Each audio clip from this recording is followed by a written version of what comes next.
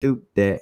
I We say, live. don't you do We that. live. We live. We Get it live. ready, get it ready, get it ready, ready. Hey, Hey, shout out Chop Nation one time hit it. I say chunk that stuff and roll with it. Chuck that stuff that roll yo, with it. Chuck that. Hey, walk it like a dog. Walk it like a dog. Hey, happy Sunday, y'all. Hope y'all having a groovy, vibey Sunday. You know, shout out to the squad. hopefully your football team ain't lost.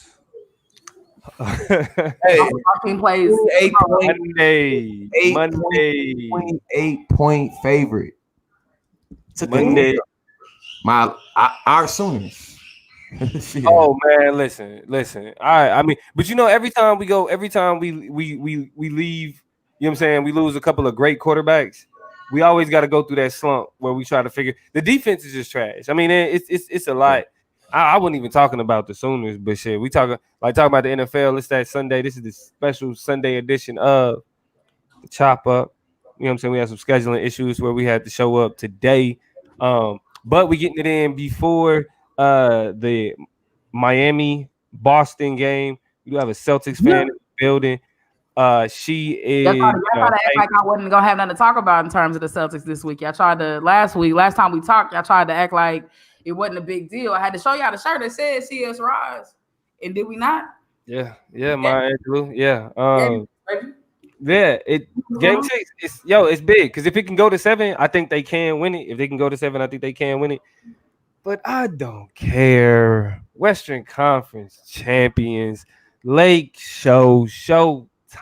Let's get it. We how we go? It's only one franchise that can go from not making a playoff drought, to going straight to the finals. Look, we skip getting knocked out first, second, third round. We just say we just gonna go straight. Look, I can be honest about how much I can't stand LeBron James and say he's a hell of a player. You know what I'm saying? Like that game yesterday was crazy. The last 4 minutes of that game was nuts after Wow. three that busted. Mamba mode. He went ridiculous. Yes. I wouldn't say Mamba mode. Let's be respectful. He can let him be a king. Let him be a king. He did king thing. Did you see what he was doing at the end of that quarter? He did. No, they had a lead. And he overly secured it. That was a king thing. Hold on. Wait. Not that they had a lead. Let's be real here. This was the same. This is the Nuggets team. These are the comeback kids. I understand that, but the way that 11, 12-point lead was set up, they weren't coming back. Anyway, the Lakers won. Shout out to LeBron James, beat the Nuggets, all of those beautiful things. My Celtics keep pushing. They continue to push. Dominique, I'm literally congratulating them. You're shaking your head. I don't know what else to do for you, but what I will say is that I'm happy to be here on this Saturday. It's good to see y'all. What's good? What's happening? What's popping? This is the Chop Up. We're going to go ahead and get this thing popping.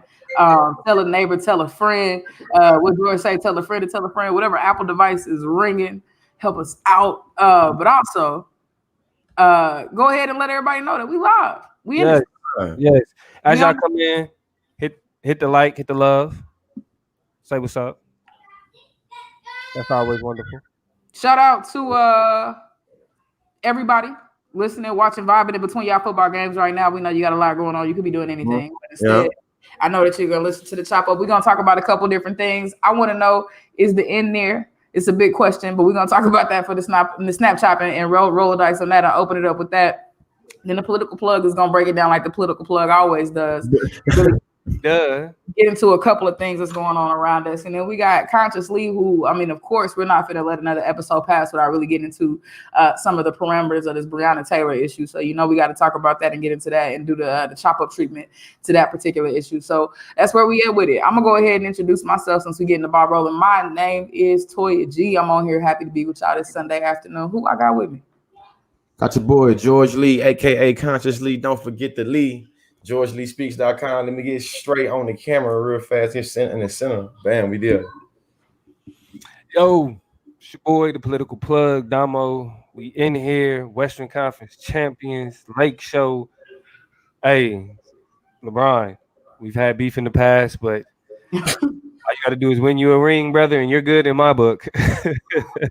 You are good in my book. So, yeah, this is a special Sunday edition of the Chop Up. Like I said, hopefully your football team ain't taking the L or has taken the L. I don't know my Cowboys have tonight. I don't watch it. Is it a game right now? I'll trade into it. I know our Chiefs and Ravens have a nice little showdown. The two best teams in the whole league. Yeah, agreed. We're having an interaction right now. Right now, Dallas is playing Seattle in the second quarter. It's 6:51 till halftime. Dallas is currently down. The score is 9-16. Surprise, Dallas. Shut up, Damo. Surprise. Shut up. Outside of football, though, we get excited about those things, and they definitely are doing what they, at least for some, intended to do, helping us kind of work through and be distracted by some things. Basketball is definitely doing the same thing because it's a lot of stuff that here recently we needed to be distracted from. And so we're going to go ahead and get the ball started and talking about some of that. Basically, I'm going to go ahead and call this Snap Chop a vibe check. And the reason why I'm calling it a vibe check is that personally the vibes were low this week for me.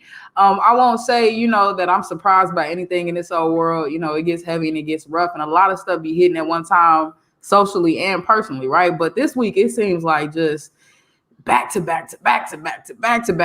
everything. I'll give you a short list.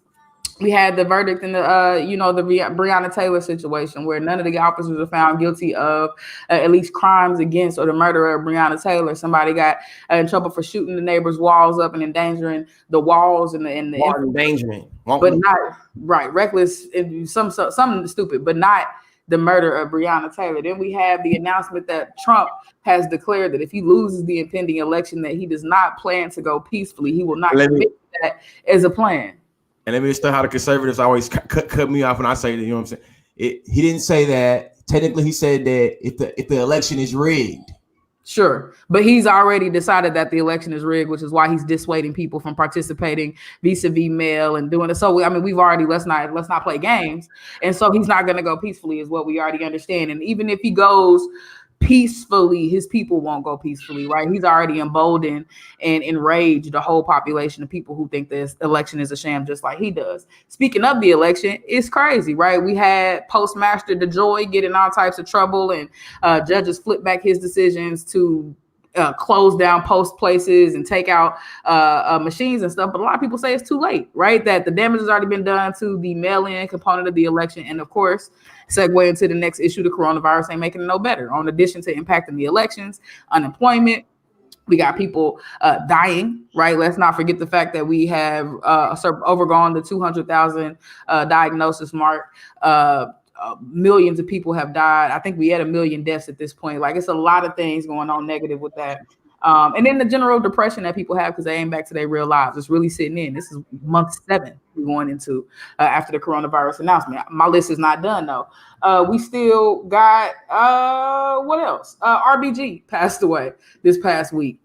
And not only did her passing really kind of put or illuminate the fact that the United States was on her shoulders in a whole lot of ways, like literally the sanctity of this country and the fragility of the country in terms of at least women's rights and a whole lot of other rights, for that matter, was on her shoulders. But now we have somebody, Amy Coney Barrett, who has been nominated, who would basically stand to undo everything the RBG stood for, and that become the crux of a lot of important components of democracy for a lot of people in this country. And then the last thing that has been stinging and burning and hurting for a lot of people is the way Megan Thee Stallion and Tory Lanez, rather, that situation is played out with him coming out with a whole album discrediting the story, and the violence against that Black woman, not to mention the same week that we're talking about Breonna Taylor. So it's been quite the cycle that we've been in through too. So I guess my first question, now that I laid it out for y'all, is on a scale of 1 to what the fuck? How was this week hitting for y'all? Is it crazy? Is it not that spectacular? I mean, I get it. I know it's been crazy weeks and wilds, but it's been wild. But like, how is it hitting for y'all? Man, to me, it's been kind of over. It's been kind of overwhelmingly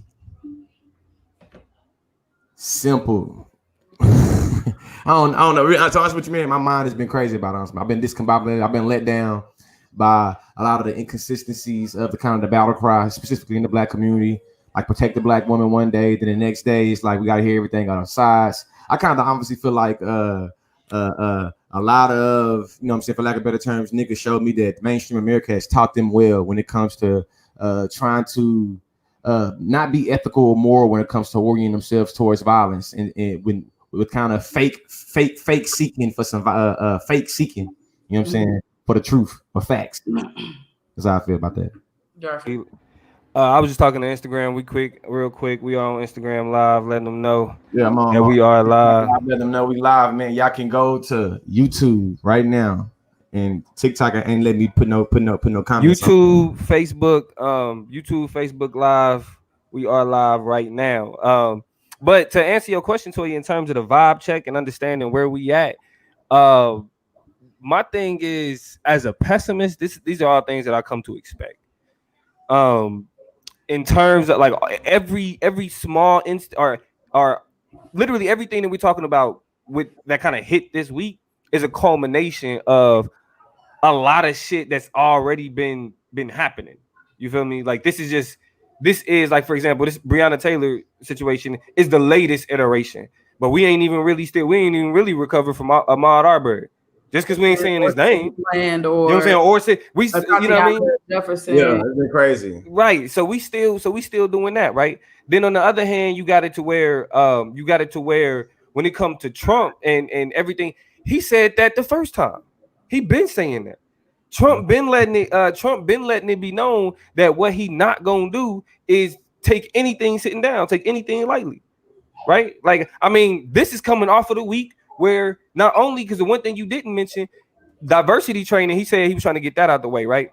Then he turned around and came back and said, anti-racist ideology is dangerous for America.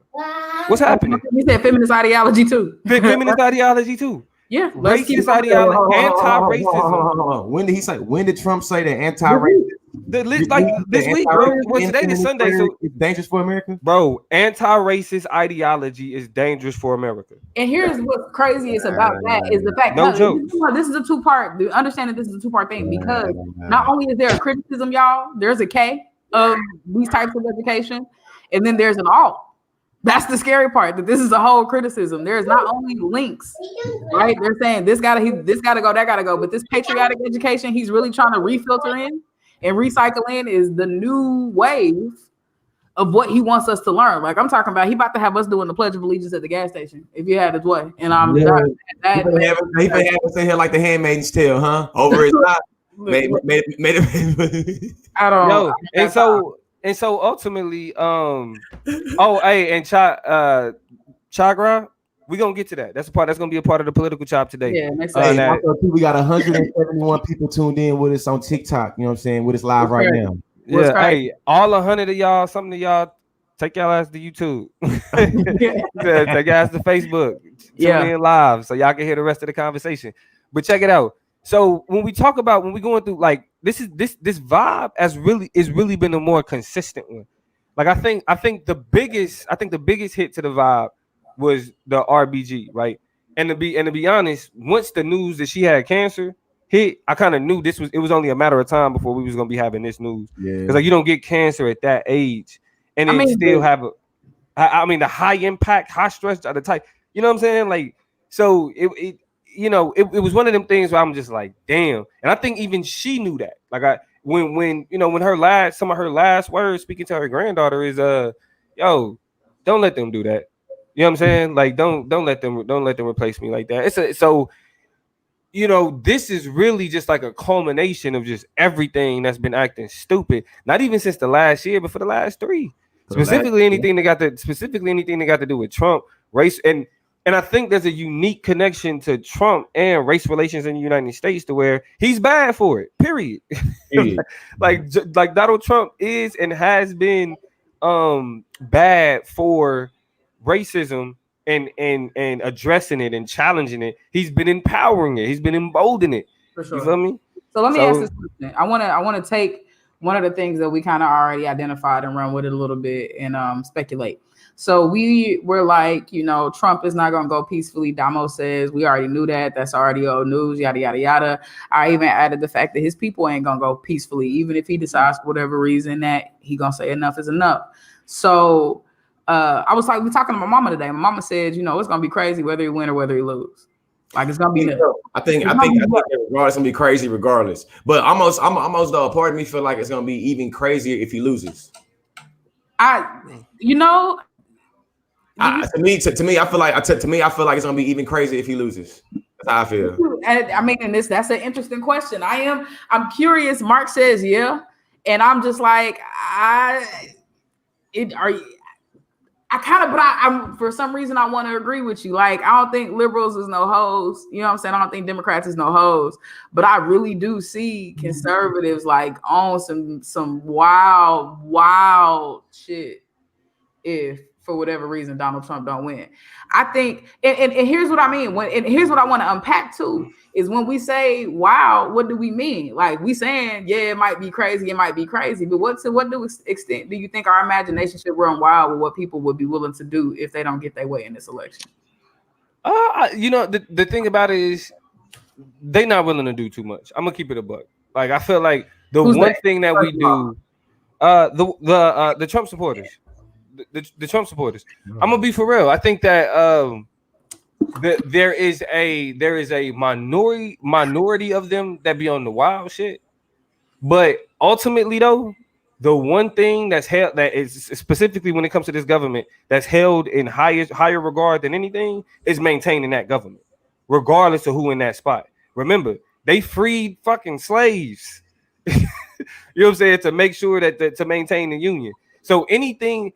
Like, think about it. If you're mad that your president lost and you start to do crazy gun shit, they're gonna come down worse than y'all than BLM. Because remember, the FBI already has white nationalists, white supremacists on their terror watch list. So whatever Donald Trump try to do, to me, I feel like all that implies that it will be a whole unison or a front on the government where everybody will be getting in. In my mind, I think that Donald Trump is such a pimp populist politician that he has people that's already controlling levers of power that I think that'll go with him. Y'all are giving these politicians way too much credit. Why? Man, they go with the winner. They're going with the winner. I'm giving the emboldened people who take things that these politicians don't even say and translate them into credit. Nobody told, when it's all said and done, I will give Donald Trump this credit. He did not tell Kyle Rittenbaum to take some guns and cross lines, state lines, and go to a ride and pull up and go out. He never don't forget about the manifesto shooters either. That is not, but listen, that's not unique to, the thing is, that's not unique to Donald Trump. Paso and bro, that's not unique to Donald Trump. The manifesto literally had his exact language from Twitter. Literally copy paste. Yes, because he is a public figure, but they would utilize anybody. They would utilize anybody that would do. See, this is the thing about it. They utilize people who embolden. We have an enabler. Are you not going? Are you going? Yes, and if that enabler loses, are you going to ignore the fundamental component of Donald Trump's character that has made the last 4 years as unique as they've been? And you can say they haven't been, and social media is exposing more evidence than that. But theirs has been a unique racial tension. Polls have said that it's gone up. He is an enabler. Are you going to say that that's not an influence? Listen. We don't even got to look to polls. I already know what you're talking about. It's the Trump effect. I get that. What is? Are you disagreeing with me or what? No, I'm disagreeing with you wholeheartedly because listen. What they are going to do is they're going to do the same shit that they've always done. They're going to be mad. They're going to be upset. But that peaceful transition of power will happen. I guarantee. They were mad and upset when Barack Obama was president. But you know what they wasn't necessarily doing to this extent? Collectivizing, pulling up on niggas, ramming cars through protests. Yes, they were. I was in Norman, Oklahoma, a sundown town when Barack Obama was elected. I saw the white sheets that they hung up on the highway. They have these instances. Listen, the problem that I have with this rhetoric is that we do too much to give these people power. The way that we are romanticizing crazy white folk, like that they've been crazy. They've been doing this shit. Like, at the end of the day, listen, they have not been doing this shit to the extent that the leader that they have on a federal government, presidential, executive level has literally allowed lawmakers. Am I going to be able to finish? Because I'll let you vibe. Literally has supported lawmakers, legislators, people who are doing the work to shake your head. Right, but it's doing the work to make sure from the bottom up and from the top down that people are moving out of the way of these white people enabling them. Let's look at the couple in St. Louis that pulled out guns on protesters on their property or whatever, loaded, ready to shoot them, taking a picture like some shit. I'm sorry, what? And what happened to them? And what happened to them? Nothing. They were charged. They were charged. And what? Okay, and what was the? Who was charged? Madrid people? Punitively, yeah, them white.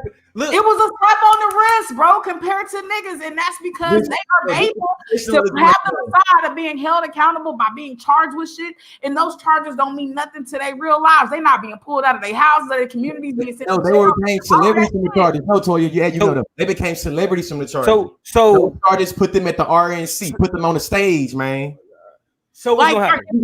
So what's gonna happen? I mean, like we keep saying, it's gonna be crazier if he loses. Like that. That is the type of language. That is the type of language that's operating in a part of the fear campaign that they win off of. They think that what they gonna. I just really want. That's why, sure. Y'all. It's people out there. You realize, and I forget who tweeted this. It was I saw something on Twitter earlier, but it was a real life. It was a journalist who tweeted this, who said the majority of Trump supporters believe that he won the last debate. When asked, what debate happened? Tell me about the presidential debate. Listen, that proves my point that people have a blind leadership to him and take what he does say and does not say to the next level. Don't tread on me, flag. And is able to run to it. These white people take it. This beat where I'm at. All the white people who have gotten passes. Don't tread on me. I'm taking this deep where I'm at. In they mind, if he loses the Trump, in they mind, if he loses, it was rigged. They gave him the green light. In their mind, he gave literally what the family wanted us to do. Wanted us to be able to top up against tyranny. Them damn liberalist Democrats that stole the election. And there's no way in hell Daddy Trump's gonna win this because we've been seeing Trump 2020 vision since 2016. No, we've been seeing Trump 2020 vision since 2015 when he started running for this shit. Let them tell it. You feel me? And if you ain't seeing Trump 2020 vision, well, goddamn it, you being treaded on and you trying to tread on them. I believe it. As a matter of fact, I believe it so much. I'm tempted to throw my damn Trump hat on and just be Candace Owens. All right. So let's do it. If he loses, shit will get real. What the fuck does that even mean? It'll get crazier. What are we talking about? Like, so they just gonna start shooting people in the street? Like, if that's what we saying, let's just say it. If that's what we saying, let's just say it. They're gonna start shooting people in the street because Donald Trump lost. They're gonna start shooting people in the street. You said, what does that mean?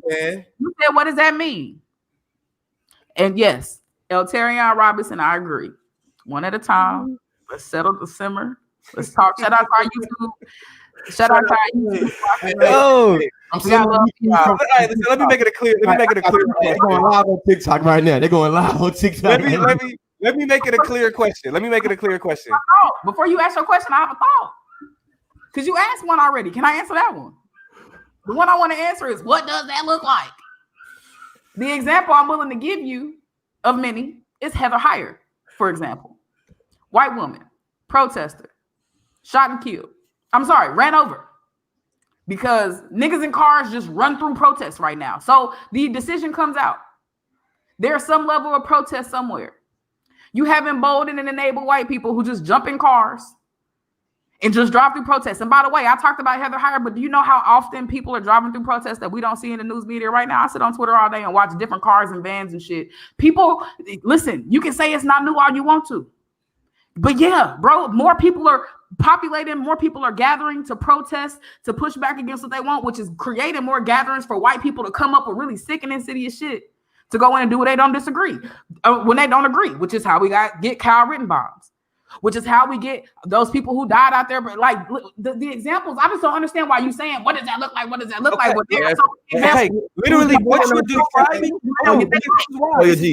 this is why. What you are describing is literally the status quo. How did we get here? You're right, because they were empowered by Donald Trump. What happens though is that when the problem is that we aren't looking past him getting out of there, because what frustrates me about these conversations is just twofold.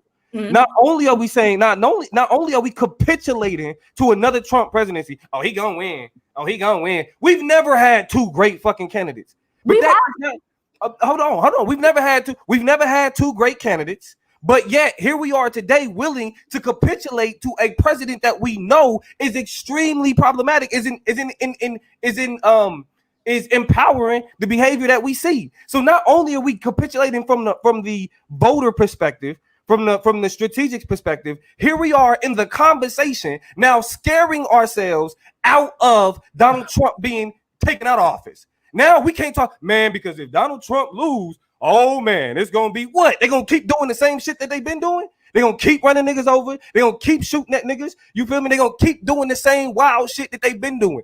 Period. But but the difference though, hold on. This is the uniqueness. This is the difference. Please, this is the difference. Uniqueness. The same, just as much as you got these crazy folk out here that is willing to do what they doing from emboldened by Trump, getting somebody else in there, putting somebody else in that position will empower people that are antithetical to that position. It's not like niggas is just sitting back allowing these people. No, we gotta have a foot and a fight in every state. Even in the conversation of what they should do, we should not be talking about Trump being out of office out of fear. We should not be associating Trump losing with fear. Because when we say to ourselves, man, if Trump loses, it's gonna get crazier. Why? Because we scared of some white folks with guns. But guess what? Niggas is getting strapped too. Niggas is showing up doing they shit too. We wish these crackers would. I'm glad I got off TikTok before you said this. They definitely would have banned my ass.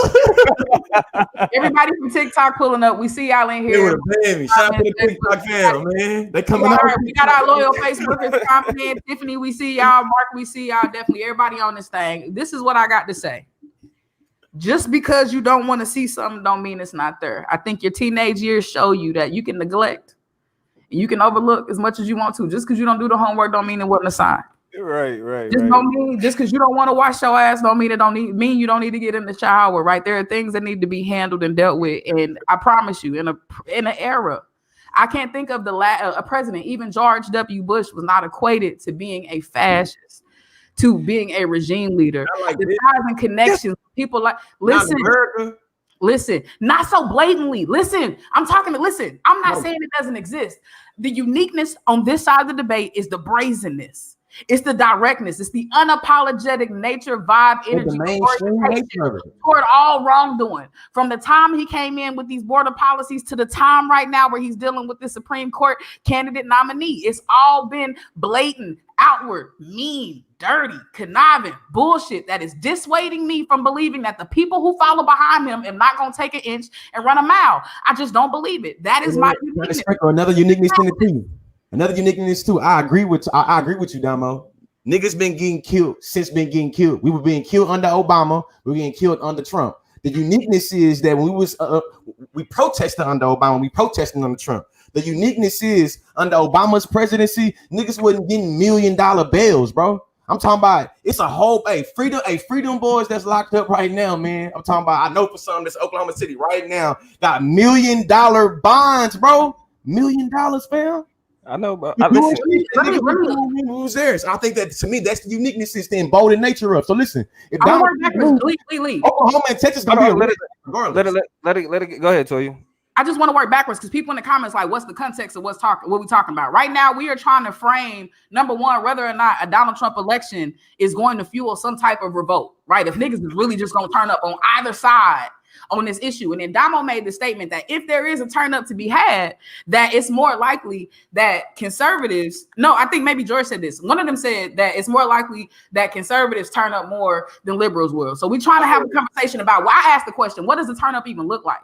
What does it mean to go wild? And is people really about that life? And is people going to do it? Damo tends to say, we are over sensationalizing this particular issue. We are looking too much into it. We're reading too much into it. It's old news. It's not unique because every single presidency, we have ties to white supremacy. We have insidious acts. We have questionable politics. We have all types of things that some people get angry about. And there's some extremists or whatever, but it's really not as deep as we trying to paint it. Me and George, on the other hand, say the plot is a little bit thicker this time.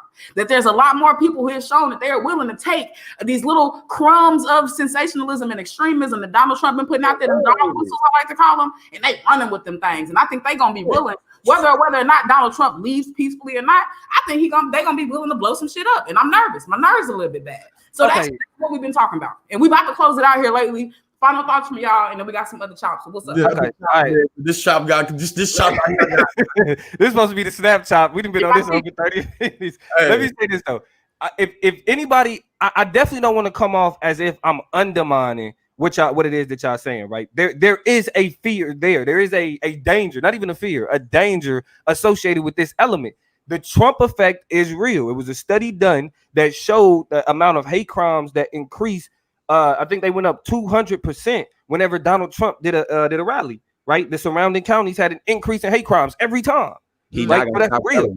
He lose, he gonna keep on rallying. Yeah, that's real. But this is the difference. We have to stop framing these Trump supporters and the conservatives that we're dealing with now as the majority, right? They don't exist in the large numbers that we think that they exist in. Remember, Trump won because of the people that didn't vote, because of the people that was unhappy with both candidates that didn't show up, which means that he was able to win an election with only a minority because most people just didn't get involved. So you have a majority of people that look at what how we got record low turnout. I think the only caveat you have to make is people didn't get involved where it matters, because it's always going to be where it matters. Right. Well, I mean, and I'm not even blaming the people. That was Hillary Clinton's fault. Terrible campaign. Things for granted. Yeah. So let me not. I definitely don't want to make it seem like I'm saying that. But what's real though is that while they are a threat and while they will always be a threat, the one thing that we need to be speaking on from the perspective of getting Trump out of there is we are de-incentivizing not like the population by saying, well, if he loses, it's gonna be worse. So now on top of us not already liking Biden, like Biden not being the great.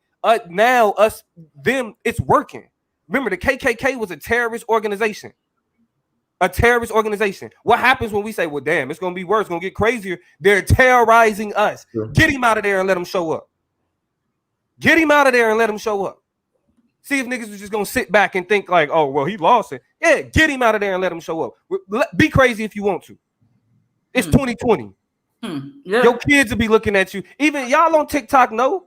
Your kids will be looking at you like, what are you doing? What are you doing? You know what I'm saying? So yeah, go ahead. All right, Lee, you got anything to throw up there, brother? Man, I'm over here trying to get my people from TikTok. I got on the backup page. Hey, shout out to TikTok. Y'all coming in here. Right now, I'm mad. I'm just thinking of this. Honestly, man. Right now, I'm mad. Yeah. Nah, it's all good. Go ahead. Final thoughts on this vibe check. Final thoughts on this.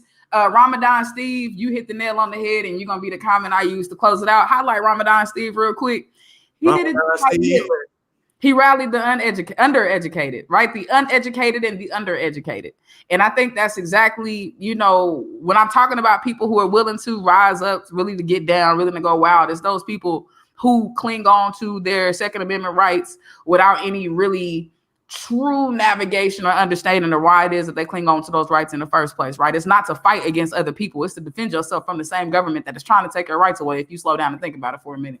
We ain't gonna get too deep into political philosophy, but what I will say is that it's been an interesting week. This little black girl is tired. And in terms of a vibe check, the vibes got kind of low. We're gonna do some more because we got a lot of things about to happen between now and the end of the year. But it's sad. It's crazy. It's kind of crazy to think about it too. It's like a lot of between now and December. But that's that on the Snapchat. Let's go ahead and get ready to transition over to the political plug. I know we were talking a lot about this platinum plan, so let's go ahead and talk to the political chop. Platinum plan. We talking the platinum plan. All right, so let's go ahead and do this transition. We're gonna get over on to the political chop. So we got three very interesting stories. Donald Trump and politics today is just always ripe for conversation. So let me get this comment off of here real quick and change this thing here. All right, so let's talk about it. Let's talk about Donald Trump's platinum black plan. His platinum black plan. Hey, we going platinum in the ghetto. Hey, shout out to my niggas in Texas, little Kiki. We going platinum in the ghetto. Hey, because it's all I know. So let's get into it. So let's start out with how ridiculous this is. All right. So he came up with it. He came up with it on Friday. As he was trying to attract black voters. I think he was in Atlanta. It was a campaign event specifically dedicated to black voters. Now, while he spent a heavy amount of time criticizing Joe Biden, as he always does, he brought up his what he called platinum plan for Black America. All right, what Donald Trump's platinum plan for Black America does in terms of finances. In terms of finances, it's what the platinum plan does. Incentivizes $40 billion in loans. 40 billion in loans. It incentivizes $40 billion in loans. Let's be clear here. All right, $40 billion in loans. And they want to leverage that as much as 10 times the amount through the private sector.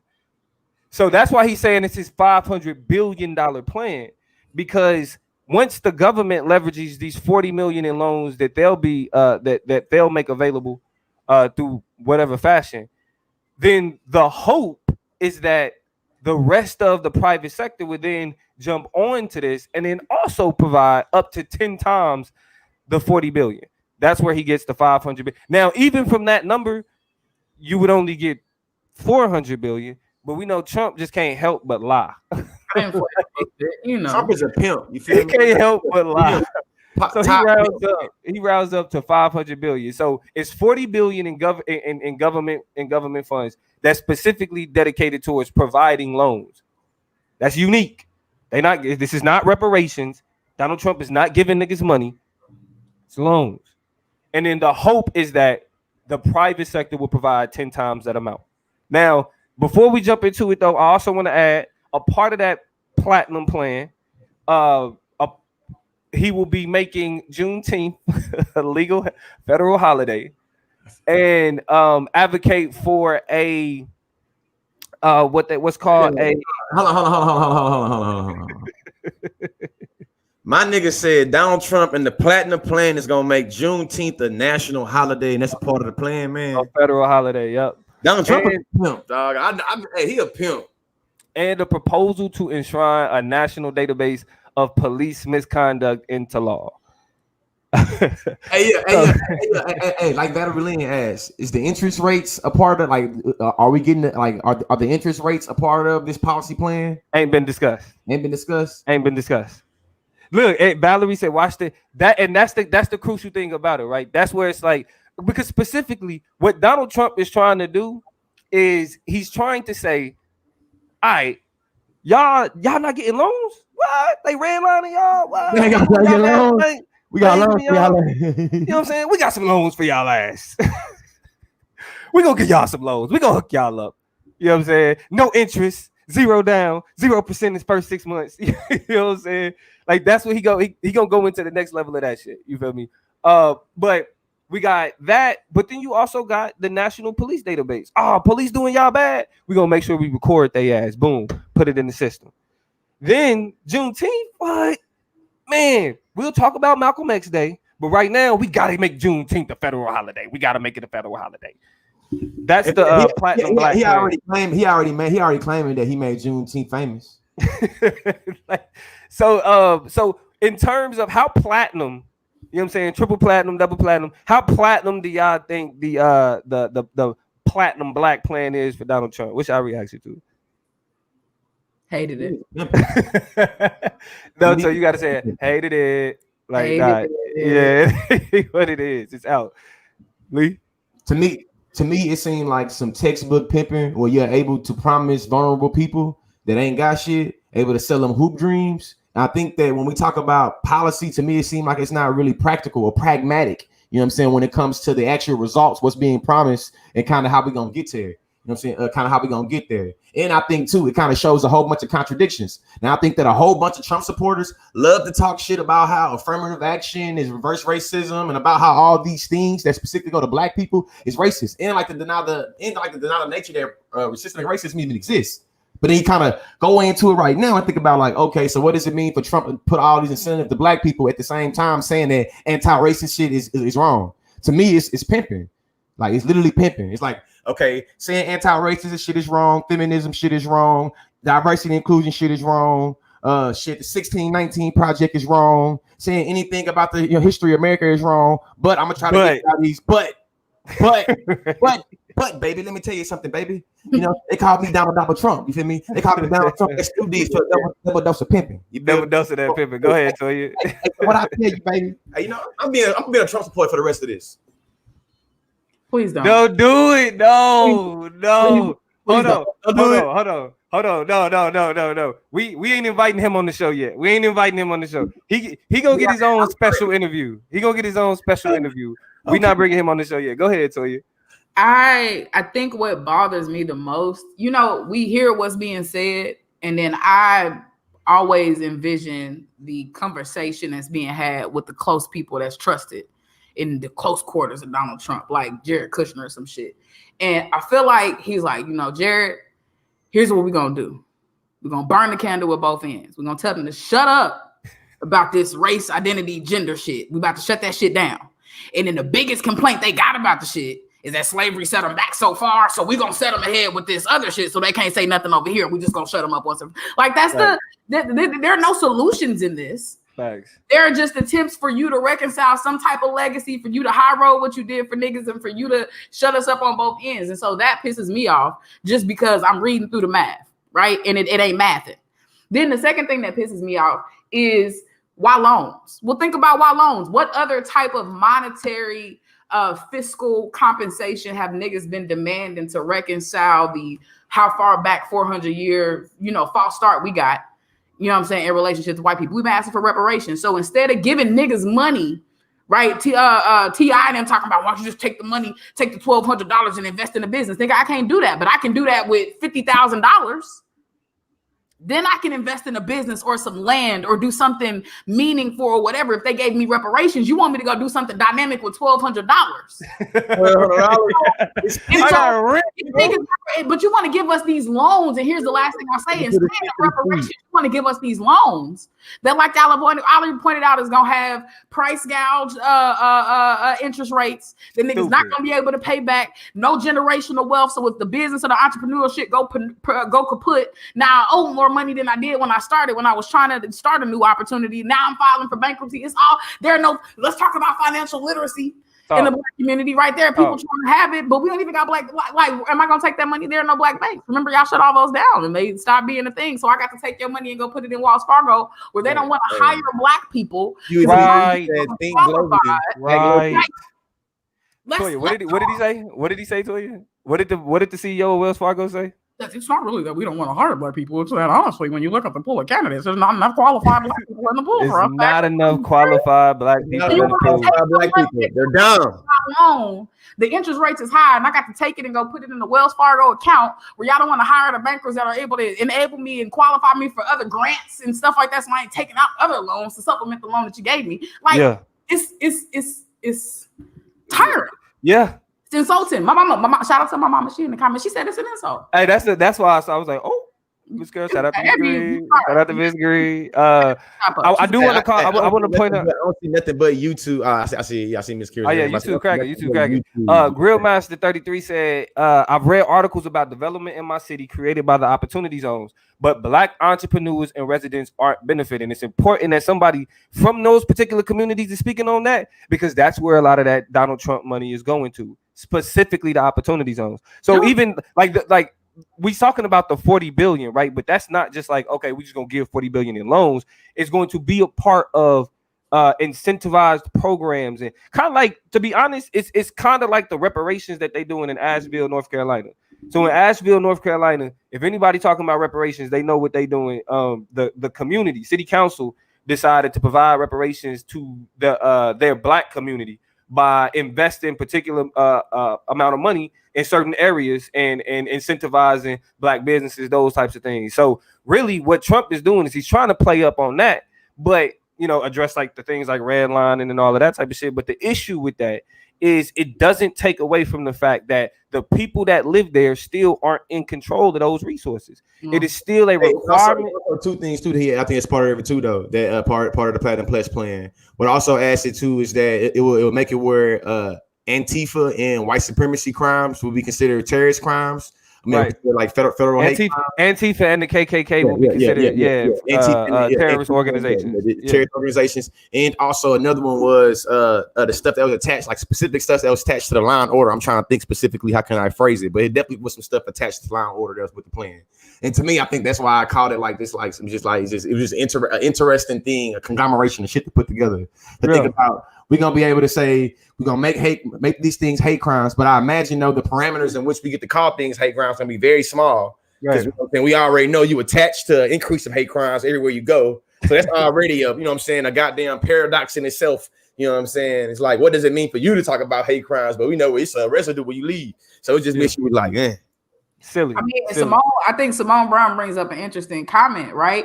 Even if it's true that he does do something about this, is going to continue to incite racial tension with other races because they're going to want a piece of the pie as well. And I think what this starts to create is a risky move that Barack Obama, because he was a black president, had to circumvent and not even get into. Remember, he couldn't do nothing specifically for niggas. I even saw a comment somewhere. Somebody was like, we can't talk about this without talking about what Kamala and what Biden are going to do for black people in the same breath. Yeah, that's kind of true. I think Chagra said that, and that might be kind of true. But at the same time, they not offering nothing specifically for black people because they can't. Because then all of a sudden, all of that whole entire party devolves and now queer. I mean, it really reflects the kind of infighting that identity politics creates, right? And oppression Olympics. Yeah, we'll get into a whole different kind of conversation about identity politics versus different types of activisms and the ways that kind of just truth in politics is being told. Because there are some issues when you attach. It's a complicated conversation, but all of that aside, it does create the phrase that Dominique just used, the oppression Olympics, where other people say, well, what about this? Well, what about this? What about this? And what about that? Right. Now, Dominique is the time, Donald Trump. Don't put me in the same boat as that nigga. Same syllables. Not Dominique, Donald Trump. Yeah. Willing to be like, I don't give a shit. He's more willing to be more cutthroat about whatever the situation is and be like, I did what I did and said what I said. But that is a risk, right? That, we got to kind of consider. And I don't trust it. Yeah, we can't. Anybody who can do something shady to me and be like, but I did this and that. And right. That's exactly what it is. And to cap it off, I think George made the perfect point when he says, you can't do all of this shit to dismiss racism and the impact of racism, and then say I'm going to do something to help y'all because of racism. Uncle Malcolm X already told us you can't dig it in 9, pull it out 3, and call it progress. Call it progress. Yeah, exactly. Now this next story on the political chop is actually kind of funny. So Tucker Carlson, anybody who knows anything about Fox News, the conservative media knows Tucker Carlson came in replacing the other old white man, Bill O'Reilly, after he got caught up with his sexual improprieties. Tucker Carlson came in and has been a clown since he's been there. And Fox News literally just admitted it recently. They admitted they are admitting that Tucker Carlson is a clown. How do we know this? Because in a defamation character lawsuit by one of the adult models, I ain't gonna put them on blast to say their name or whatever. What I'm saying, just out of respect for their privacy and all of that. But they're suing. They were suing Fox News for defamation of character.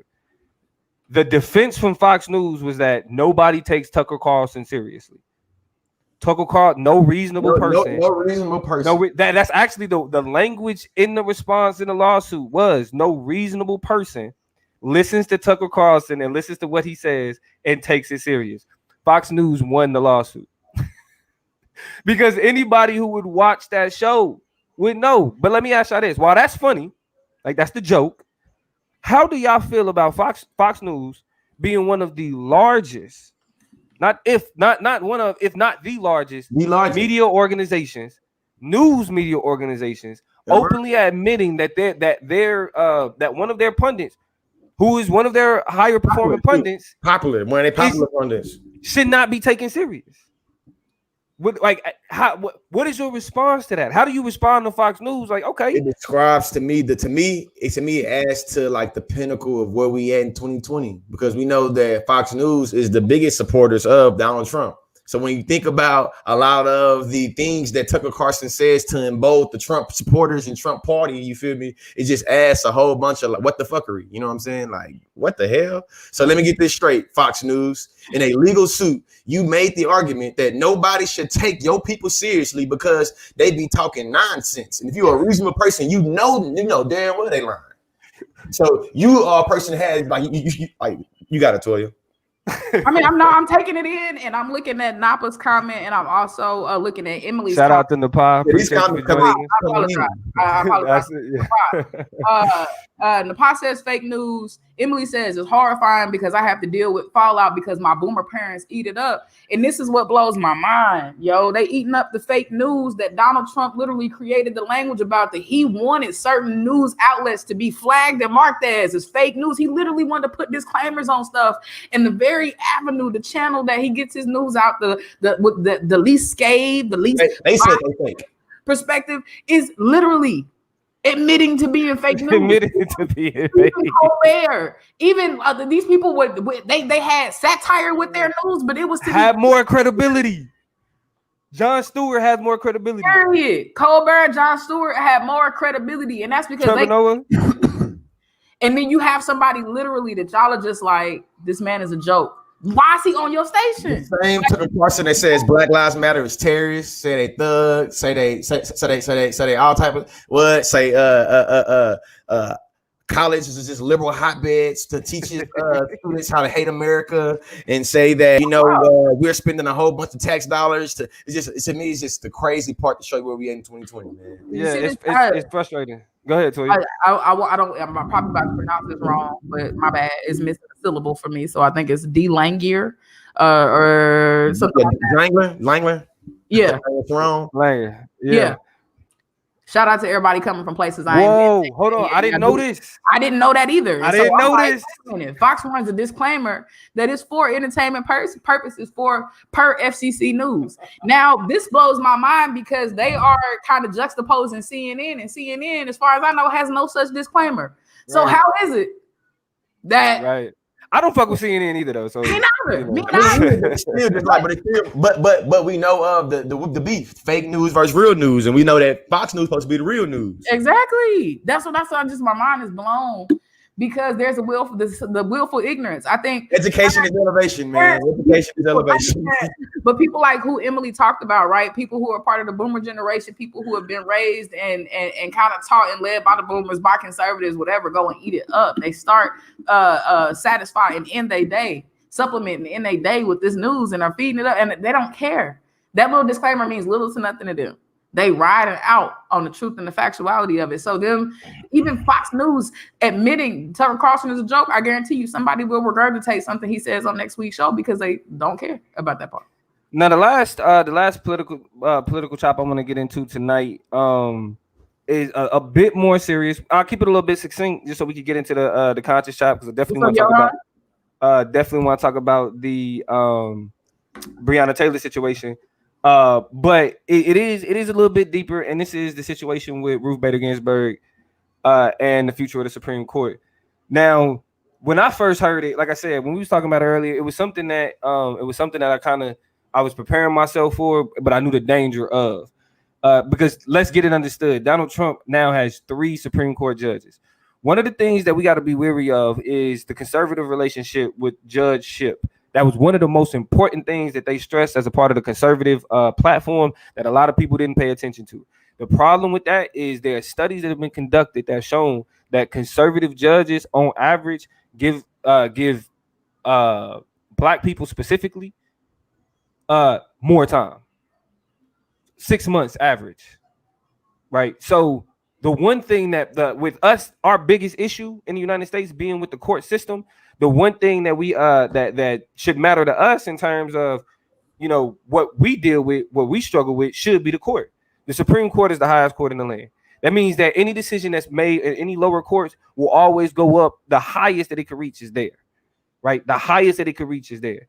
Now, with conservatives, the mindset that they have about Black people, the way that they respond to Black people, the way that they talk about what Black people need, the way they talk about Black issues, all those types of things, that's already a danger in politics alone. But with what they could do to the court, not even just with Black people, you know what I'm saying? Because I want to kind of speak to the legacy of RBG and our relationship to her specifically. But you got women's rights and those conversations that are also in play. So first, I want to get y'all in terms of, let's start with RBG's legacy. I do think it's a little bit of romanticizing because of what she was, of who she was, but in terms outside of the narrative that's created and that's discussed by the media and everybody else, knowing as educated Black people, Toya, what's your relationship with her legacy, specifically as a Black woman? First of all, rest in peace, RBG. Gotta say that. Want to say it without just anything else around it. Groundbreaking, legendary. Her body was the first woman's body to be held. What is it called? In state. Yeah. Up in DC. And so just a lot of just groundbreaking things throughout her life and even into her past, and that she did amazingly. With that, I want to provide a lesson for free for everybody out there. Quit telling white people to rest in power. They can't do white people rest in peace, and you can give them they respect and they dignity. They had plenty of power, goddamn. Let their ancestors have something, okay? Let them rest in power. Let white folk rest in peace. I said that to say, it stung and it hurts, you know. And when we think about, I think, you know, a part of maturation, and there's a woman, and y'all might know her. She's an activist and a scholar named Feminista Jones. She writes a lot about Black feminism and is kind of a kind of newer, I won't say newer face, but the last 10 years has really kind of painted the Black feminism scene. And one of the things she talks about is her maturation and her activist journey. And through that maturation, she looks at the imperfect people who are also a part of, or you know, recognize themselves as a part of the same goals and the missions that she has. And getting to a point of maturity where you don't have to love what somebody else does, but you can recognize, acknowledge, and hat tip when they're moving in the same direction of, you know, liberation and freedom that you are. And that's kind of how I look at RBG. You know what I'm saying? Like, she's smooth.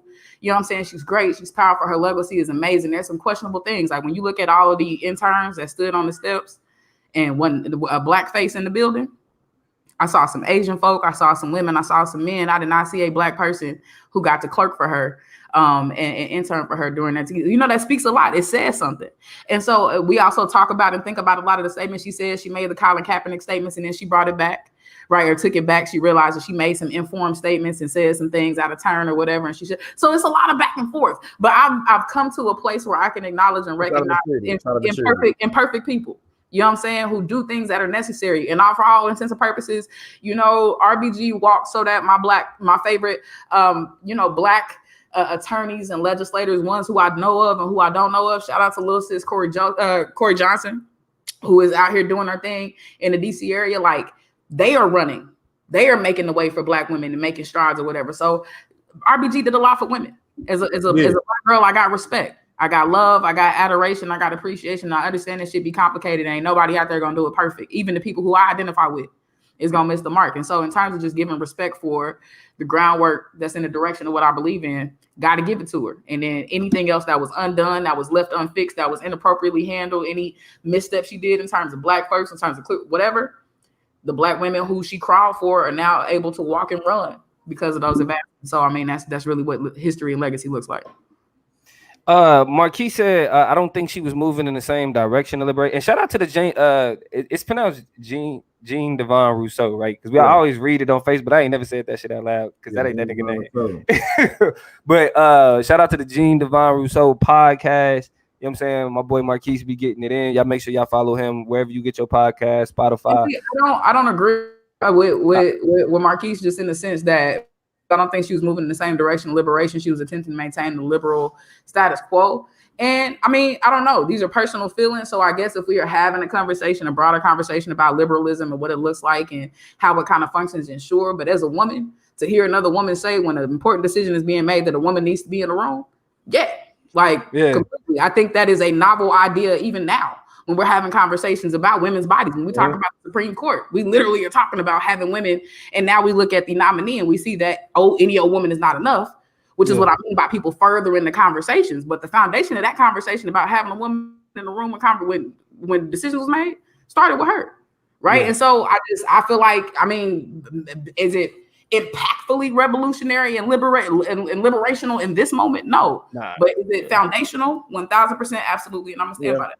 I guess that's kind of where I feel like where I situated in somewhere between Toya and Marquise. Because I didn't really know, I ain't gonna cap. I didn't really know about much about RBG, you know what I'm saying, until she died, honestly. I ain't gonna cap it out. I don't know much about the different Supreme Court justices, you know what I'm saying? That's not a part of the politics when I'm, you know what I'm saying, call myself being conscious. That's the part I focus on, really. So I've been kind of informed a lot about her legacy of down.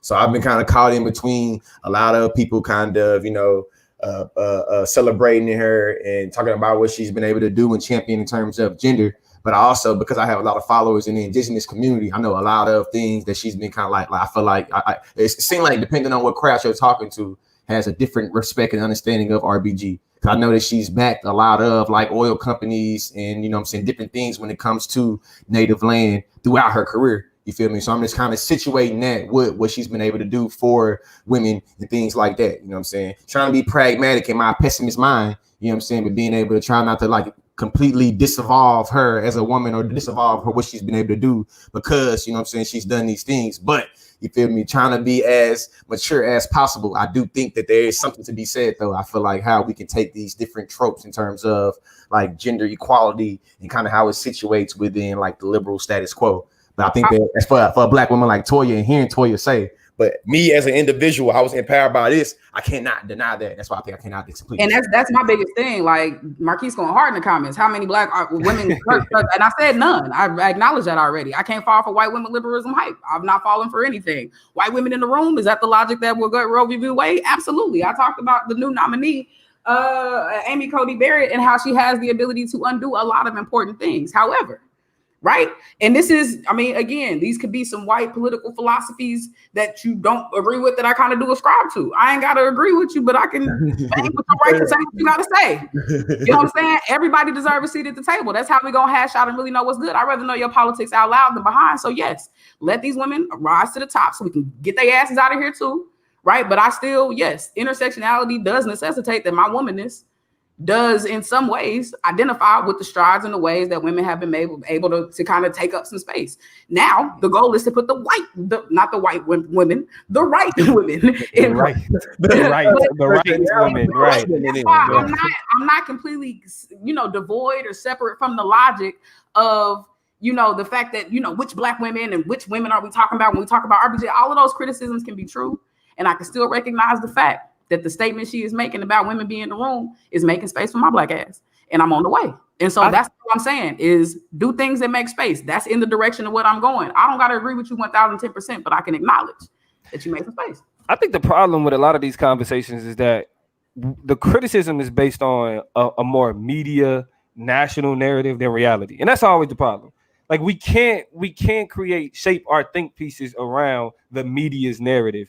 Because the media's narrative is inflated, you know what I'm saying? It's the media. We don't trust shit about the media anyway. So a lot of people when they get angry and they like, man, like they trying to make RBG this, they try to. NBC is doing that, CNN is doing that.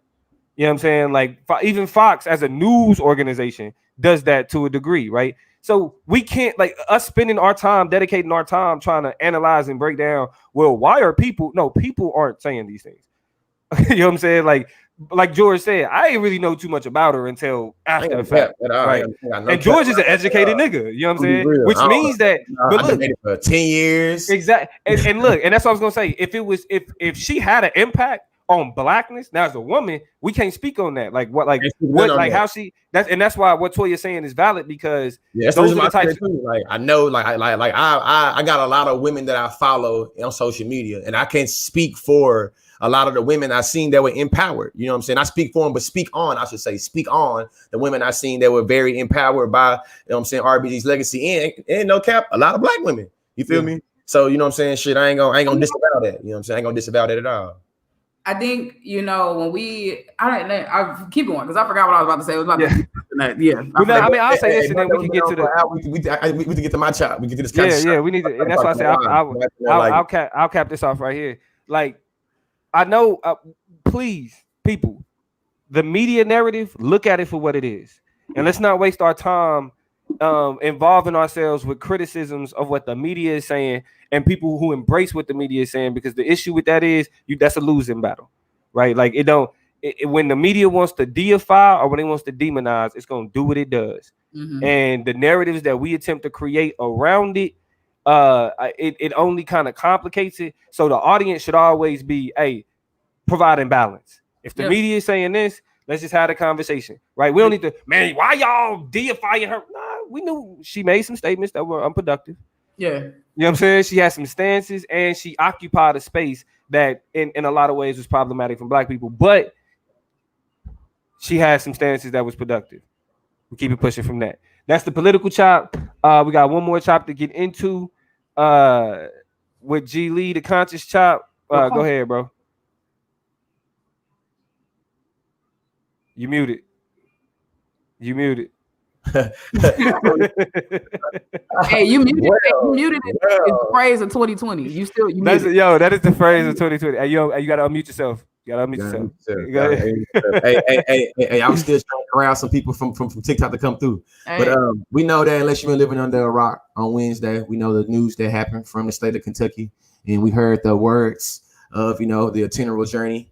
The Attorney General of Kentucky in terms of the case of Breonna Taylor. We know that there was a decision that was made. The decision, ended up resulting in a police officer being charged with wanton endangerment. Wanton endangerment, for those that don't know, is around the ballpark of a hunting without a license, literally. Like, you go to the state of Kentucky, the charge that the police officer was charged with was literally around the ballpark of hunting without a hunting license.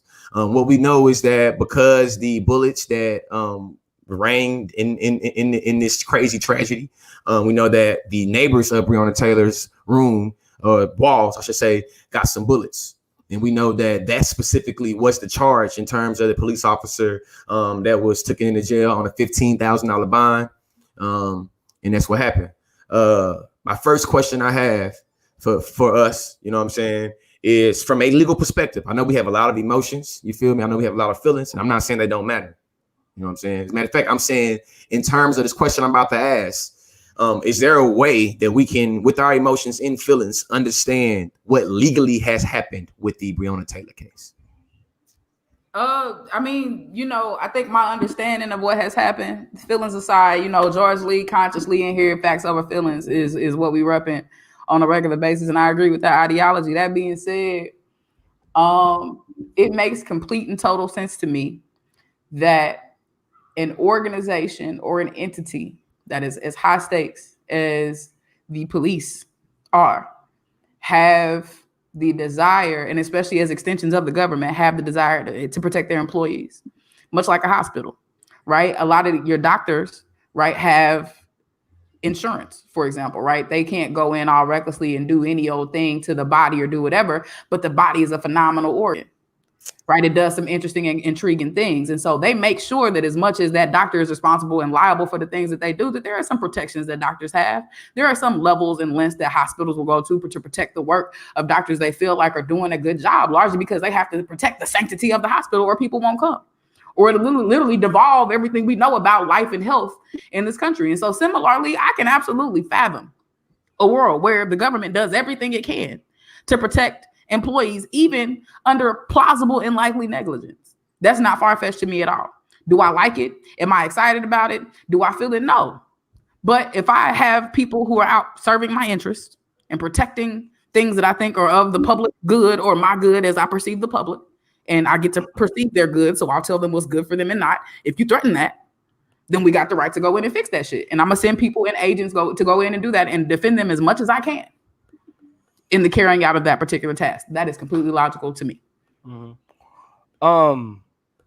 In the context of law, and please do not take, nobody watching this, please do not take the language that I'm going to use as me trying to undermine or downplay the significance of the life that was lost and what that means for Black people as a whole. Breonna Taylor was collateral damage.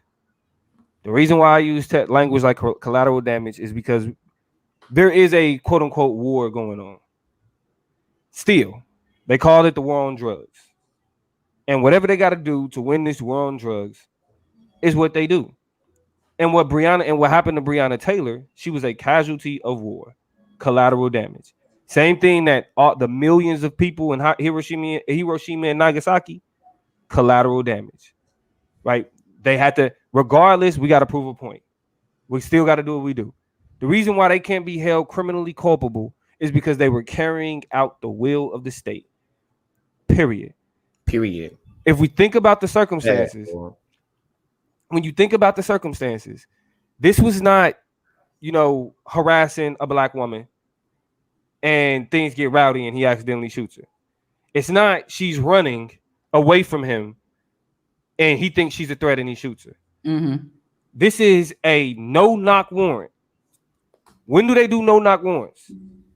They do no-knock warrants when they think that the suspect is either dangerous or got something to hide. You know who else received a no-knock warrant? Paul Manafort. Yeah, Donald Trump's campaign advisor. They showed up on his ass like, yep, it was 3:00 in the morning. Come on out of here with us, sir. Mm-hmm. So you can't run. You can't get rid of evidence. Her space was already deemed criminal. Already criminal, man. It was a war, and in the war on crime and the war on drugs, it's a war zone. So when you come into the war zone, you strapped. They were prepared. They was already ready to shoot. They was ready to shoot. Hey, Toy, what was Buddy's name? Ted, what's Ted's name, man? What's his name on? Well, eight fit big. Boxing. Yeah, eight fit boxing, man. I'm finna just read a little bit from a story that he had. You know what I'm saying? This in terms of this Breonna Taylor situation. He says, in the Breonna situation, you also must analyze the sufficiency of the warrant and the way the officers carried the warrant and put it against the person's right to be free from government intrusion. They say he says a person's house is protected property under the Constitution, but you guessed it. And exceptions must diminish that protection. And usually, you know what I'm saying, the context of before I got to this point is that Ted or 8 Fit Boxing has already laid out that we have this Constitution and we have these laws. But of course, when we talk about the Constitution, when we talk about the laws, there's always exceptions. Always. Let me read the exceptions. I'm gonna read the part that you're talking about. Yeah. Read that part, please do. Federal or state take action on behalf of the government. This means their actions aren't personal as a rule. Exceptions exist. Right. With that, he says, e.g., if a government worker drives for the government, if they cause an accident, it's the government causing an accident, and the individual is protected from civil liability unless an exception exists.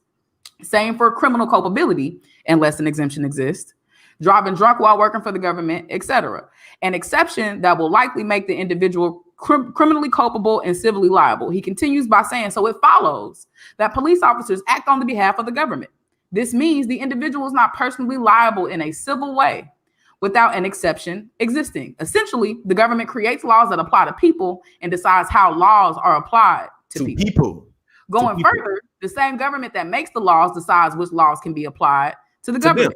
Essentially, you can't sue the king, right? They set it up like that. And then to go a step further, you can't sue the king without the permission of the king. You can't unless the king gives or the government gives you permission. There is permission to do it, and that's where we get to the question of collateral damage.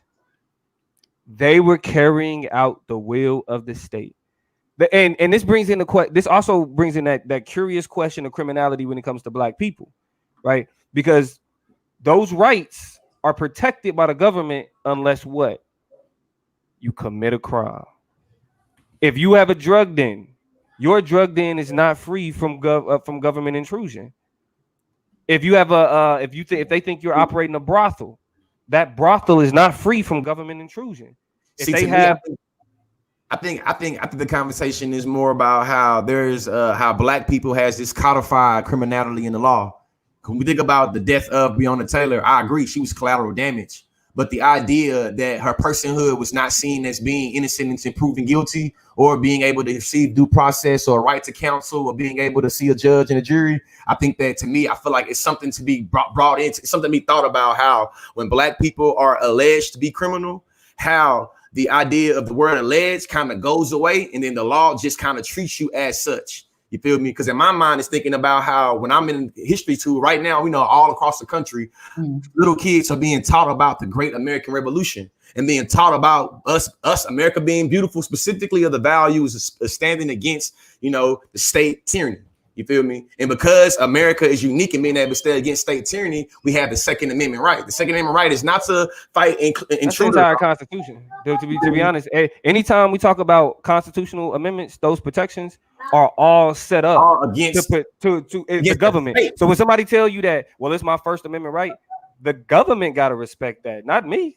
Yeah, I don't got to listen to your ass. The government can't intrude on me. I think that it starts to get about how Black people are codified within the law. We know that staying your law ground. We know that in terms of being able to defend your home, being able to, you know what I'm saying? We know all those things are supposed to apply equal protection under law, unalienable rights, life, liberty, pursuit of happiness, to be able to protect you and your property.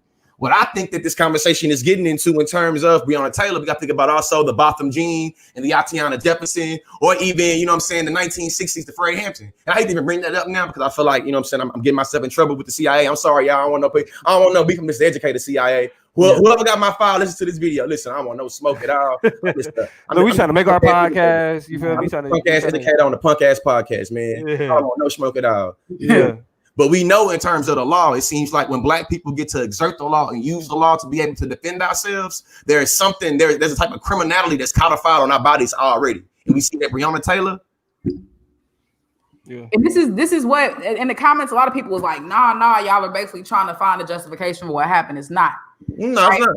If anything, what we are trying to find or to provide is an explanation for why all of these body cam footage and this is what really happened and somebody was in custody. All of those things don't matter if through the system that you are in, you already have certified immunity. All of those things get usurped. And then a case is able to be gathered that internally is created because the king ain't going to sue himself. And I just add to that too. Hold on, George. To get off. Hold on, George, because the phrase that we haven't used, and I'm so glad you said it,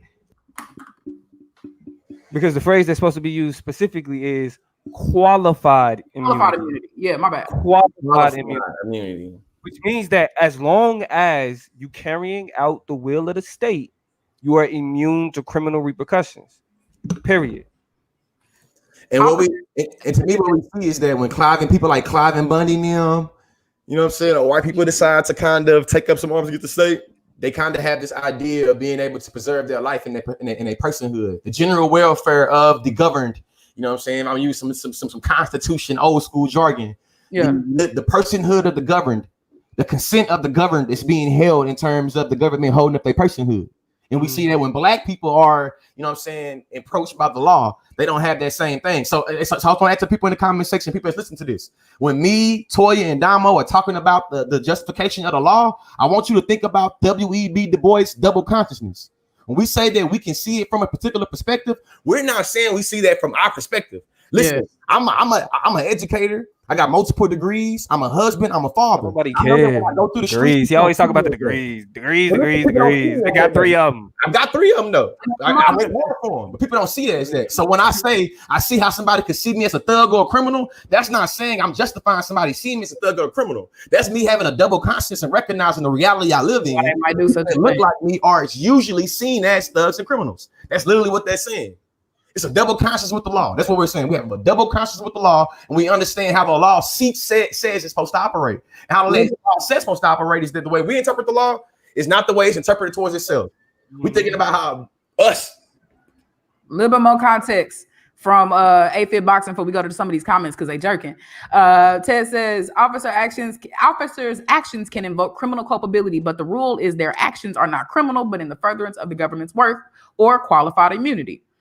Qualified immunity is what low-level government workers, government workers get for their actions, i.e. cops. Police interactions with the general public are endorsed by the government through the 4th Amendment. Warrants, searches, seizures, car stops, use of force are endorsed by the government. As we have seen, the death of a civilian by an officer does not automatically make the officer criminally culpable. Do not attempt to interpret me as saying that the officers aren't criminally culpable, because we know that they are, but the foregoing story are a small snapshot of the analysis it determines to decide if somebody's a criminal. So in the Breonna situation, as George was getting to, you must also analyze the sufficiency of the warrant, the way the officers carried out the warrant, and put it against a person's right to be free from government intrusion. A person's house is protected property under the Constitution, but exceptions can diminish that protection. And those criminality, that Constitution, criminality, protected, codified criminality, void a lot of the perceptions of protection that we thought she would have had. And so it's locked into the law, and the law is written as it is. That's why I'm excited to hear people like, I think the comments is jumping off. I think I said something similar to this. We also had Nepal was talking specifically about because I do want to point to a comment when she brought up no knock warrants. Well, it was And that is Yeah, I'm getting to that. Touring Boston. Shout out to y'all. It's just a lot of beautiful things in here in terms of suggestions on corrective actions that start to recodify the laws, because that is the level by which we're going to have to take the king up on the rules of tenantship to live in his court, if you will, right? So a lot of those things are the no knock warrants, and having those being federally legislated and being codified in ways that work in our advantage is the only real way to take the criminality and the codification of Black bodies, of Black people, of drug use out of the written law itself, and create a world where those things don't necessarily replicate themselves. I do want to say this though, in terms of like the no knock warrants, so they in Louisville they have banned them, and a part of what the brother was talking about in the post that we utilized and to kind of break this down. What's his name? I got that part up here right now too. He's gonna, I got that part up. Go ahead, George. So we know that the Constitution separates a person's house. A person's house is a person's house is property protected under the Constitution, but you guessed this, exceptions. So when it comes to there's no knock warrant, we know that the no knock warrants were authorized by the government years ago. We know that when it comes to no knock warrants, generally no knock warrants are worked in, passed by the government, and police is run by imperfect humans. I must repeat that. Generally, no knock warrants worked in the past, but the government, police is ran by imperfect people. We know that Breonna's situation is how we create the ban for the no knock warrants. He goes on to say, this is Ted. He says that here's where it gets messy. Protections provided by the government versus the government's rights to enforce their laws is where we kind of start getting into, I think, the paradox of America. What we know about the founding fathers and the colonists was that they felt like the redcoats and King George was doing too much. They was forcing them to quarter soldiers. They was forcing them to do, you know what I'm saying? It was getting taxed without representation. They was being tarred and feathered. You feel me? Literally, when it came to how do the colonists, the people of the colony, hold King George and the redcoats accountable, they felt like there was no process to do such. So they created what they told me in school, this beautiful thing called the Constitution.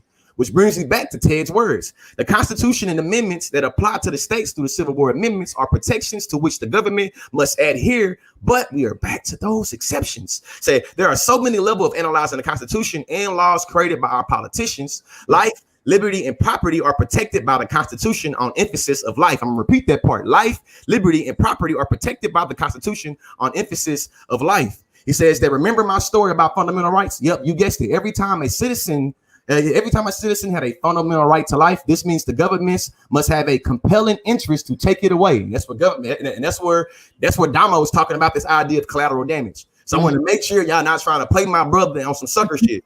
He's not trying to say that he's justifying her life as being some collateral damage, because we know that Black women in America has always been seen as collateral damage. Do whatever the America want to do. I'm gonna repeat that. We know that in terms of America, Black women have always been seen as collateral damage for America to progress. Facts. So what Ted says, you feel me, is that this means the government must have a compelling interest to take away that right to protect your life. And what that speaks to is that everything can be negotiated. All of it. The loss of life is situation. Her life was taken by the government without due process. We can do a whole long lecture. What do you say? We can do a whole long lecture giving the process, you know what I'm saying, about due process, but you know what I'm saying, we ain't got enough time for that. But this is what we get into. It begs the question, is due process having a warrant served, an arrest detained, use the force? No case law defines due process of any of the above. It is the part of the process, but not complete. What is missing? An opportunity to be heard. And then the question I'm gonna leave it with us. You know what I'm saying? And then shout out to Ted again. You feel me? How do we get criminal culpability? How do we get criminal culpability of the state when it acts upon the people?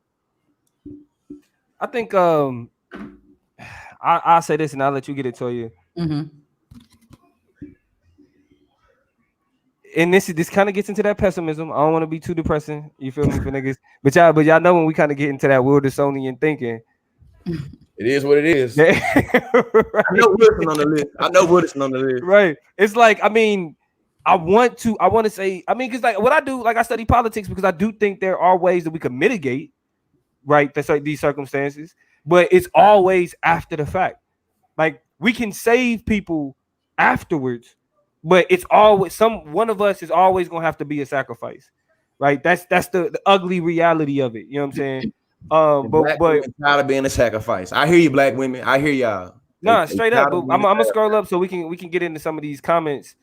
Hey, I want to shout out Pooh Bear. I see you shouting out Purvis Payne. We're gonna talk about him at the end of the show. I'm gonna make sure I do a decent shout out so that we can get on action on that. So I see you shouting that out. We can start closing it up in this next 6 minutes too. We've been on for a long time. My wife woke up. I spent some time with my old lady. Facts. Now, King A official said it's not about if it's legal or not. Honestly, just because they say everything was legal don't make it right. Let's remember slavery was legal. Did it make it right? That's why we protest for her. Straight up.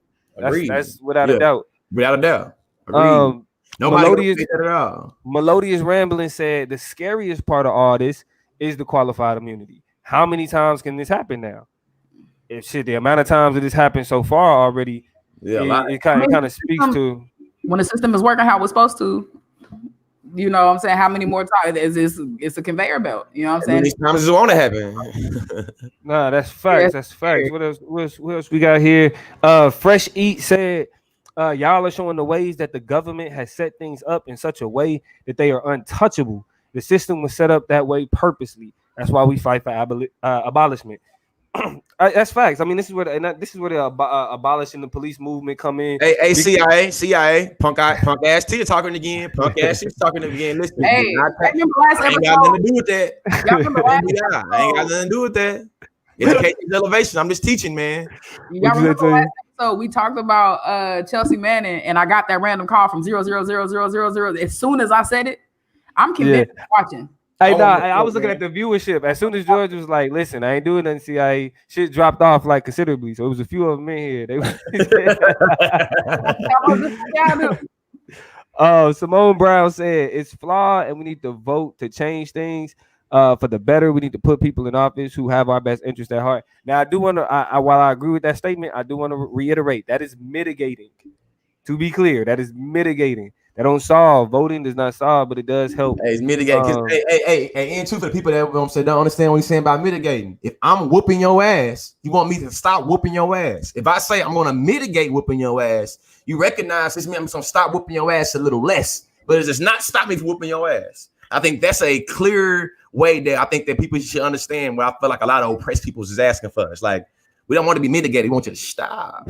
Yeah, right. But what we can do is we can push back. We just gotta push back and mitigate as long as we can. As long as we alive, we can mitigate. Napa said, I bet during the late 80s to 90s for the war on drugs is when the no knock was implemented in the US. And you will be right. It was a part of that drug enforcement. Again, the reason why they do the no knock warrants is because they knew that if the criminals, the suspects, knew that they were coming, they would get rid of the evidence. They would leave. Get rid of evidence or get ready to shoot up or get ready to shoot them, which is why they showed up, you know what I'm saying, to Kenneth Walker and Breonna Taylor's home strapped up, ready for the, you know what I'm saying, for a war, because they go in thinking we don't know what's gonna happen. We don't know if this is, you know what I'm saying, Pablo Escobar or if this is some petty, you know what I'm saying, drug dealer. So we're gonna go in guns. We're gonna treat them all like Pablo Escobar. We're gonna treat them all. We can't take no chances. Right. This nigga clearly live in the projects. You know what I'm saying? We're gonna kick in his mama house. He might be Nino Brown. Might be Nino Brown. Right. Brittany said, and we have always been taught not to question police in school. So when these questionable laws are put into place, it's no surprise there are different understandings as to how they work. Without a doubt. And it's also about experience. Like a part of how you understand the police stems from like the type of community you grow up in. Because the one thing I want to get clear, white people didn't start loving the police like that until black people started really hating them, because white people don't like the police either. Clive Bundy. The Republican Party is literally supposed to be about bad big government. Don't come and take it. All about our civil liberties. All about somebody trying to encroach on me. But listen, Republicans is all against the police, except when it comes to some black folks. That's what we see. We see that time and time will show us that America, white people, specifically white Republicans, white moderates, not all of them, but you know what I'm saying, a nice trend of them. You feel me? They always worried about policing, but they about law and order when it comes to the criminals. And they talking to FG. I'll shut up. Two things. One thing, I'm looking at the comments move in relation to what y'all saying. Chagra says we were taught in the academy that where there are drugs, you're also to conclude that there are guns, and that's a very common perception and kind of conception of how it is that those two things play together, which is why that there's the relationship and approach to it that it is. Torin, I don't disagree with you, and I kind of do, but I don't. I'll never dissuade black people from running for positions, for doing what they feel like is right for their community at any time, but I do not believe that the solution is the more Black people running for office so we can change these laws. Daniel Cameron is literally the reason why Breonna Taylor and charges against skin folk, ain't your kin folk. And so I think you can love Jordans and not necessarily go run for political office because that's not your lane. I think you can find political interest and align yourself with what needs to happen for your people. But yeah, we see Trump got coming in too. Just because you're a woman, I mean you care about women's rights. Period. Right. And I think that Amy Coney Barrett proves that. Right. And so I think the biggest trouble we get in is presuming that we stick people in these positions and they automatically become the appropriate representatives for that. And I think more often than not, we find out that it's about the right people, not just a whole bunch of people filling up space. One of the things that when we talk about the solutions that I was looking to, and that Ted said, and this is, I think, a mitigating orientation toward this particular issue, but it's one that's necessary. Ted says we need more transparency. More transparent means special prosecutors in every case involving action taken by the government. A prosecutor selected by the people that is voted in. Private investigators as well. Private medical examiners from both perspectives, BLM or Back to Blue, whichever one you want to come from. You need to have a jury of medical examiners or a jury of prosecutors. They should do it like debate. When we debated, when the deeper you get, the deeper the tournament was, the more serious it was. We got a panel of judges. So it wasn't just one person saying whether you won or lost. It was 3 people, most likely from some different perspectives. Around 7, 5. Period. You know what I'm saying? 5, 7, 11. You know what I'm saying? Yeah. The people who can have some type of majority vote on how information should be perceived. He continues by saying it should not be. By she's Fresh Eats. Toya go by she. Shout out to you, though. Ask me about the pronouns. Hey, it's a she. Shout out to y'all for showing love for sure. Ted says, and I'll finish it like this: it should not be the same person every time. After you serve once, you'll be disqualified from serving for a period of time. So you don't even get to take on all the Black Lives Matter cases or all the police brutality cases. Toya giving you the solution right now. I believe right now this is to be a beautiful solution. What Toya outlining right now from Ted. Shout out to Ted, which is a great fit 8 boxings. 8 Fit Boxing BXG 79. So 8 Fit Boxing. Just to boxing, man. Lawyer. I give you guys some context about Ted. He is an attorney in Kansas City, I believe. He is a defense attorney, but I could be wrong. He does some type of criminal law in Kansas City, though. There's also a bodybuilder. So if you get on 8 Fit Boxing 79 and you see some pop, just know he's slowly. Yeah, he's slow, but he knows something too. In the daytime, he'd be in the courtroom, which is why I took a lot of his framing of this particular issue and wanted to extract it and agree with it so much. Basically, I feel like all 3 of us, we basically framed it all around his shit. Shout out to you, Ted. Shout out to Kansas City, man. Yeah, but Torin, I understand. Like we have these conversations often. I mean, feel free to go back and look through some of the some of our older episodes of the Chop Up, because I mean that's something in terms of like I don't think nobody here would disagree that we need Black people in those spaces. I think ultimately, now that Black people are in those spaces and we see that they don't move right, we definitely we need more than just the skin tone. We need the mentality. We need the people from them communities. Ideology and perspective, a particular ideology of preserving Black life and being able to hold people accountable when they exterminate Black life. I think that is, you know what I'm saying. But yeah, as a matter of fact, we're gonna get ready to close it out, man. In terms of solutions, we know that it's easy for us to talk about problems, and we know that people that want to shut us up when we talk about problems and acknowledge them in our unique, complex, poetic ways, they want to shut us up and kind of tone police and say, "What about a solution? What is the solution?" I think that Toya was able to kind of read us off some solutions in terms of the due process of law and how we can make it where it's not so one-sided, to make it where the government is only holding the government responsible and accountable, and the government gets to decide when the government is right and wrong, trying to make it where we have some type of transparency and some type of process, especially right now, for us to hold in line. We know something that was real important that dude had brought up was that when this idea about not tainting the jury was brought up way back when, they was not thinking about multimedia, social media, how we is now, where every jury is going to be tainted by what's going on social media, on timelines, on Fox News, on MSNBC, on CNN, on BBC, wherever you get your news from. We know that anything hit the line, it's going to hit it's going to hit the jury. Bet. So, you know, so with that being said, I want y'all to think about solutions, but don't do it from a perspective of me search. I want you to do it from a perspective of research. And I hate to be corny like that, but I want you to really think about solutions. Jewish has all the best corny phrases. I'm sorry, it is what it is, man. Hey, research over me search. Goddamn it, hey, embrace it. It's available right now. I'll shout out to everybody that's tuned in. Shout out to everybody too that's already got some merch, man. Shout out to y'all, because you know what I'm saying. But that's the only thing I was just saying. Just want to make sure when we talk about solutions, you feel me? I want you to come with your own solutions. You know what I'm saying? Instead of us trying to think about going to one person for the solutions, that's how people get killed. You know what I'm saying? When the CIA see that everybody going to one person for solutions, they'll knock that person off. So let's not get nobody knocked out, first of all. Second of all, too, let's try to be, you know what I'm saying, the adjudicator of how to, you know what I'm saying, free ourselves. And not always looking for somebody to free us. You know what I'm saying? And the best way we're going to be able to do that is prioritize the research over me search. Your Honor, I rest my case. Thank you for this TED Talk. George Lee, a.k.a. Consciously. Don't forget the Lee. GeorgeLeeSpeaks.com. Hey, man. That's what it was. Toya, anything you want to add? You want to go ahead and close out? I'm gonna close it out real quick by saying a couple things. Shout out to y'all for saying y'all sub and saying y'all tuned in. If y'all came from Instagram and TikTok all the way over here to Facebook or to YouTube, shout out to y'all. That means y'all are part of the Chop Nation. So when we holler at y'all, make sure y'all tap in, hit subscribe, hit the bell, hit the button. Typically, we like to go live on Monday nights, but these last couple weeks been a little bit weird. So it might be another week. Basketball. Go live again, basketball and football. But into some like too, I get y'all benefit of the doubt. Into I've been trying to grade papers and stuff. Shout out to my, I've been trying to do some things, man. All those things, and I got plenty of grading as well. So we're not making excuses, but we saying stay locked in because typically toward the beginning of the week we like to go live. We won't go live tomorrow, but the next Monday we right back on routine. Next Monday we back on routine. And we hollering at y'all. So shout out to my TikTok. Hey, shout out to my edutainment family, man. Shout out to the edutainment. To my edutainment family, man. That's what I'm gonna call y'all.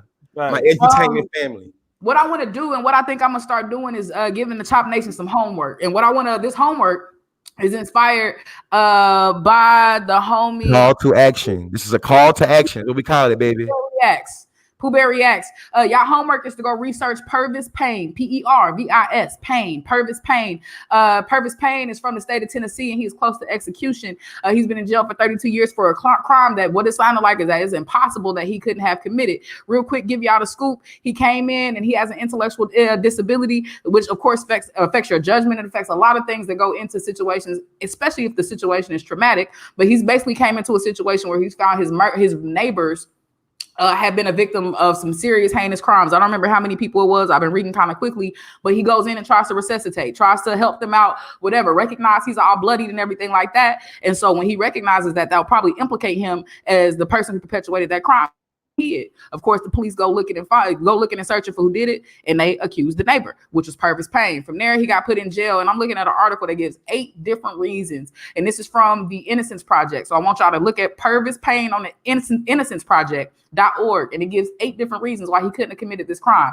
When y'all read that, I want y'all to sign a petition. I'm gonna do that as soon as the show is over, and make sure your voice is heard, so this black man, another black person, does not succumb to the capabilities in the long arm of the law, particularly if he's innocent. Purvis Payne, that's y'all's homework. The Innocence Project has all the information that you need. Go check that out, and shout out to Pooh Bear for giving us information that we need to know. We out here. So what's up? The old episodes, check if y'all not following us on Spotify, go ahead and hit that. If you got an iPhone, follow us on iTunes podcast. We be up there.